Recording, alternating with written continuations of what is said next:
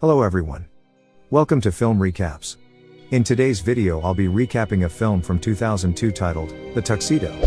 Before we begin, don't forget to like and subscribe for more movie recaps. At Banning Springs, a bottled water factory in Toronto, undercover Special Agent Wallace is testing the product for a specific pathogen. He suddenly rushes into a concealed area and makes a call to the Central Security Agency. He alerts the woman who answers the call that the operation has reached critical mass, and he needs his partner, Clark Devlin, urgently. As the woman puts him on hold, he is attacked by a man who had been spying on him from the top of one of the metal racks. The man places a bag over his head, and, using a piping system connected to a tank of water on his back, he proceeds to drown Agent Wallace. Outside an art gallery in Toronto City, a taxi driver named Jimmy Tong longs to be with the beautiful saleswoman inside. His friend tells him to go talk to her, which he reluctantly agrees to. He goes inside, and then begins to hesitate. Her boss then approaches him, and advises him to introduce himself to her as quick as possible, so that she can reject him faster. His words are enough to send Jimmy's confidence crumbling to the floor, and he retreats to his taxi. A moment later, the saleswoman finishes her shift. Jimmy rushes out to attempt talking to her again, but as he opens the door, a large burly man on a bicycle slams into the door and flips right over onto his back. Now fuming, he tries to attack Jimmy, breaking the window and denting in the roof, while Jimmy cowers beneath the car. His friend then confronts the man, who attempts to attack him too, but retreats when he spots an officer approaching the scene. Jimmy's friend asks why he didn't bust out some karate moves, to which he replies that not all Chinese can fight like Jackie Chan. When Jimmy enters the car to straighten out the roof from inside, he is surprised to find a woman named Stina waiting patiently for him to arrive. She asks if he can get her to 70 Fleming Street, and he agrees. Along the way, we can see that Stina is no ordinary passenger, as she's been researching Jimmy's history on her super high-tech half PSP. She then offers Jimmy a challenge. She says that if he can get her to the address by the time she's done her makeup, she'll pay double what she owes him. Jimmy gladly obliges. He speeds through as many shortcuts as he can, even reversing into oncoming traffic to get to the destination, all while Stina calmly does her makeup. When he gets there, Stina offers him a job for $2,000 a week as a chauffeur for her client, Mr. Clark Devlin. He takes the job on the spot and meets Stina in her office the next morning for a briefing. He is given a list of strict rules to adhere to, including never speaking directly to Mr. Devlin. On the drive, he finds out that Clark is actually a pretty nice guy, who tells him not to care much for the rules. At CSA headquarters, Agent Wallace's body is being examined after it was found in his hotel room. The doctors come to a conclusion that Wallace had slipped, hit his head and fell into his bathtub in which he drowned. As the lead investigator, Winston Chalmers, considers the doctor's conclusion, one of the medical investigators, Ms. Del Blaine, suggests that Wallace didn't drown. Instead, he was murdered. She says that oddly enough, he had water in his lungs, but collapsed platelets in his pulmonary vein, indicating that he died from thirst. And the water in his lungs wasn't ordinary tap water but bottled spring water which contains an unknown strain of bacteria. The senior investigator takes a keen interest in her talents, suggesting they could be utilized in the field. He schedules a meeting with her to potentially have her work alongside Clark Devlin. That afternoon, Clark visits the local insectarium to closely examine a particular bug. There, he flirts with the beautiful young woman at the front desk and convinces her to attend a fundraiser for the Natural History Museum held at his place. On their way back to the car, Jimmy asks Clark how he learned to be so smooth with the ladies, to which he replies that Jimmy has the same instincts as he does, only he lacks the confidence. That night, Clark dances with that same woman at his place while Jimmy watches in awe. Being as smooth as he is, Clark effortlessly slides across the floor and even extends himself forward without losing his balance during their dance. When they're done, the waiter walks past and trips while walking down the stairs with a tray of drinks. But smooth Mr. Devlin comes to his rescue with a move that looks like it was ripped right from the Matrix. As Jimmy is putting away the suit he borrowed for the event, his eye is caught by Mr. Devlin's stunning tuxedo, displayed and encased in glass. He looks at his reflection and tries his best to impersonate Mr. Devlin's smooth British accent and thick Chinese. Out of curiosity, he attempts to find a way to open the protective glass so he can get a closer look at the suit. Just then, he sees Mr. Devlin's smooth reflection in the glass. He quickly turns around to see Clark with a serious expression in his eyes as he sternly tells Jimmy that he has only one rule, to never touch his tuxedo. He tells Jimmy to bring the car around so that they can go out to dinner. As they're driving, Clark sketches a diagram of an insect with some notes on a page, which he then tears off and folds up. When they arrive at Burger King, Clark orders a huge meal for Jimmy, which surprisingly, is ready the second he finishes ordering.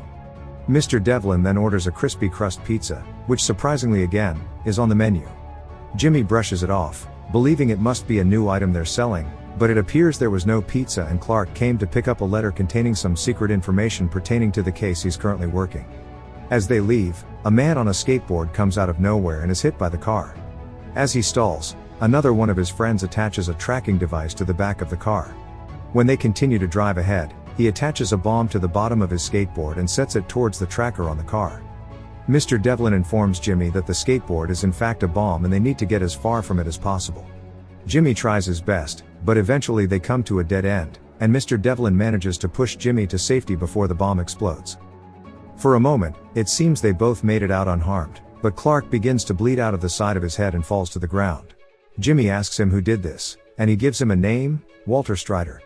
Jimmy then calls an ambulance, and Clark tells him not to involve the police and to trust no one. As Jimmy is giving the details to the dispatcher, Clark changes all of the information on his ID, and his new name, which Jimmy gives to the dispatcher, is Brad Dilford. He also gives Jimmy his watch and tells him to wear it. At the hospital, Jimmy tries to read the letter Clark had picked up, but it burns up the moment he opens it.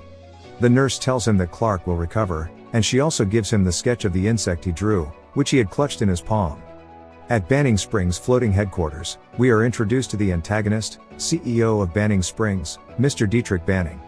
He along with his mad scientist Dr. Sims, are holding a meeting with one of the higher-ups in his company, Mr. Lundy. Banning is annoyed that Lundy doesn't believe in the large projections he has for his company, and also, he doesn't like his hair. He offers Lundy a glass of spring water, and Lundy immediately becomes thirsty. As he dries up, they explain to him that their new product, water that makes you thirsty, contains bacteria which dumps loads of electrolytes into your bloodstream, causing dehydration. The only problem is that it works too quickly. Immediately, Mr. Lundy dries up completely, from the inside out, and finally succumbs to extreme dehydration. When Jimmy returns to Mr. Devlin's home to retrieve his things, he walks over to the suit, noticing that the watch now signals towards it. The glass casing detects the watch's signal and removes itself, allowing Jimmy to touch the tuxedo. He puts it on, and then, the suit adjusts itself perfectly to his proportions. Hundreds of little micro-scanners within the fabric then begin to map his neurological structure as a zap of electricity runs through his nerves and stimulates his muscles, allowing him to tie his bow tie even though he didn't know how to initially. A robotic voice in the suit tells him that this is a tactical uniform, and the wristwatch is ready for him to use. He scrolls through the watch, citing a lot of options in alphabetical order, for him to choose from. He decides to try a demonstration, but mistakenly selects demolition. The suit immediately goes to work, destroying everything in its path. Jimmy then ends up on the ceiling after selecting anti-gravity mode. When he falls to the ground, Del Blaine calls him, believing that he is Clark Devlin, which he goes along with, to inform him that she's been put on the case. She tells him that Banning is holding a meeting with the CEOs of other spring water companies, and the agency wants them to find out what he's planning. Jimmy then goes to meet Del Blaine at a secret location. She is surprised to see that the sexy super secret agent Clark Devlin is a little Chinese man. She leads him to the top of a tower looking over Banning's headquarters aboard a ship. She instructs him to assemble the rifle and shoot a small listening device onto one of the people heading towards the meeting. With the aid of the suit, he quickly assembles the rifle and shoots the device. As Del listens in on the conversation, she finds out that Banning has developed the first and only filtration process to protect bottled water from being contaminated by the bacteria, which he's led everyone to believe was an act of Mother Nature rather than his evil biological plan. He asks that each of the CEOs hand over 50% of their companies to him in order for him to allow them the use of his process, or else their companies will be doomed. Just then, Jimmy is attacked by some nearby henchmen who spotted them, while Del remains oblivious to it all as she continues to listen in on the meeting. Eventually, she realizes what's happening and switches to combat mode. The tuxedo then switches to auto response and helps Jimmy fight off the bad guys, before he is knocked off balance and ends up hanging from the tower. Del takes out the last henchman and attempts to pull Jimmy up, but he ends up slipping and falling off the tower. Believing that he's died, Del rushes away from the scene. While falling, the tuxedo dispenses some sort of sticky tech which allows Jimmy to grab onto a pipe and climb back up. When he gets back to the top, he rushes down the tower and tries to signal his location to Del, but some nearby pipes fall down and one hits him in the head, knocking him into a vat of cement. Dell gets to Clark's car and speeds away as Jimmy gets out of the cement and runs so fast that he catches up with the car and gets in. The next day, while Jimmy is visiting Mr. Devlin at the hospital, Dell calls him to inform him of their next surveillance mission at the Langford Hotel, where Banning will be entertaining 3 of his new partners. When they arrive at the hotel, Dell places a hidden spy camera onto Jimmy's suit. Dell manages to get them inside through the back entrance.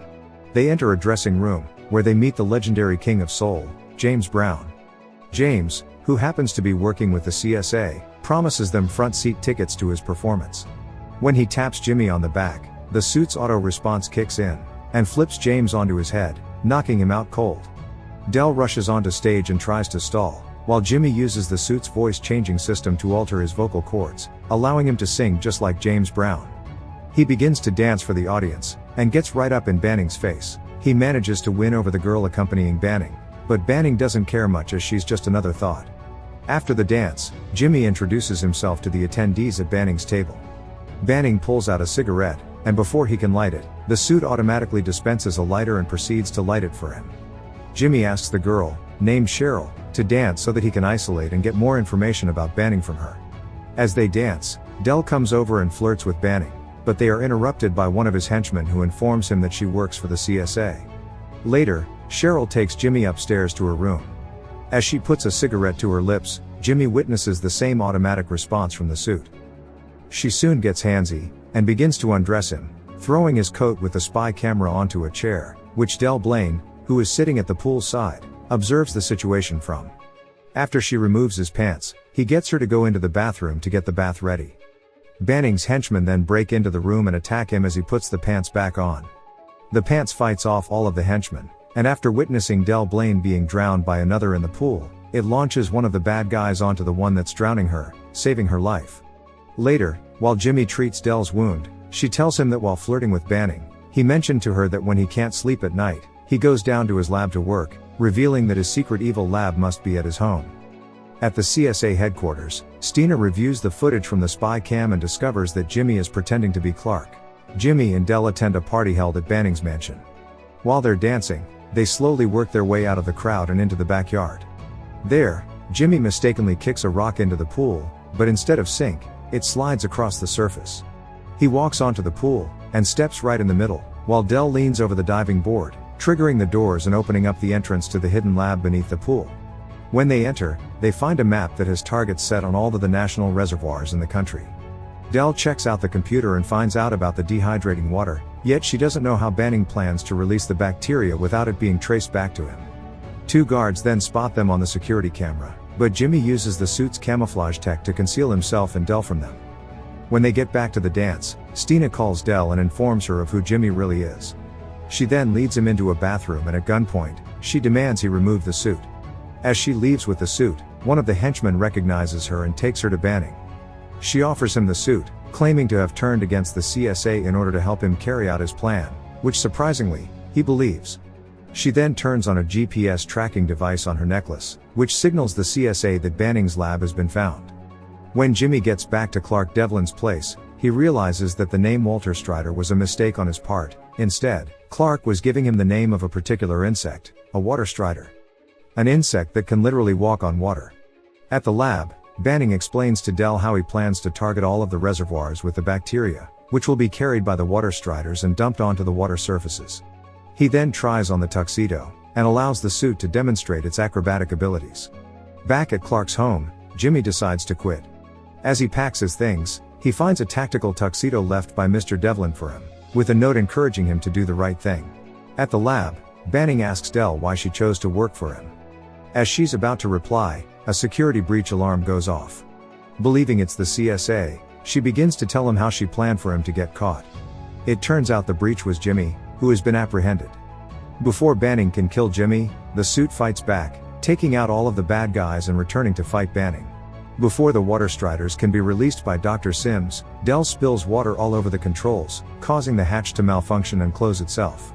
Banning uses the suit's anti-gravity to get up to the hatch and open it manually, before returning to subdue both Jimmy and Dell. As he chokes the both of them out, Jimmy grabs a cigarette out of Banning's pocket and puts it in Dell's mouth, causing Banning's suit to react by letting go of Jimmy and lighting the cigarette. Jimmy uses the time to attack Banning and knock him out. Jimmy and Del then notice that the Striders are free, but haven't yet flown away. They realize that the Striders have been waiting to follow the Queen Strider, which hasn't yet been released. Jimmy quickly disengages the Queen Strider's capsule, which sets off the security alarm once again. As they try to flee from more of Banning's henchmen, they drop and break the capsule, setting free the Queen. The Queen flies around the lab and settles on Del's nose. Jimmy then traps it with a cup and continues to fight off the bad guys while sealing the cup over Del's face. Eventually, Banning regains consciousness, and as he runs towards them, Jimmy throws the Strider into Banning's mouth. All of the other Striders then follow the Queen and enter Banning's mouth, dehydrating and drying out his body. The CSA then arrives, and the head investigator thanks Jimmy and Del for their service. Sometime in the future, Jimmy heads into the art gallery to ask out the saleswoman. As her boss approaches him once again, he is neutralized and dragged away by an undercover agent. Jimmy tries to talk to the woman with a hidden earpiece feeding him advice from Del, a now healthy and smooth Clark Devlin, and a number of other undercover CSA agents. All of their mashed up input becomes inaudible to Jimmy, who becomes frustrated and complains about the voices in his head. When he tries to talk to the woman, he comes off too strong and seems kinda crazy. She becomes frightened and threatens him with a can of mace before kicking him out. Outside, Del approaches Jimmy and makes fun of his failed attempt. They both get into an argument and eventually come to admit that there's been some chemistry between them. They then decide to go get a coffee together. The end. Thanks so much for watching.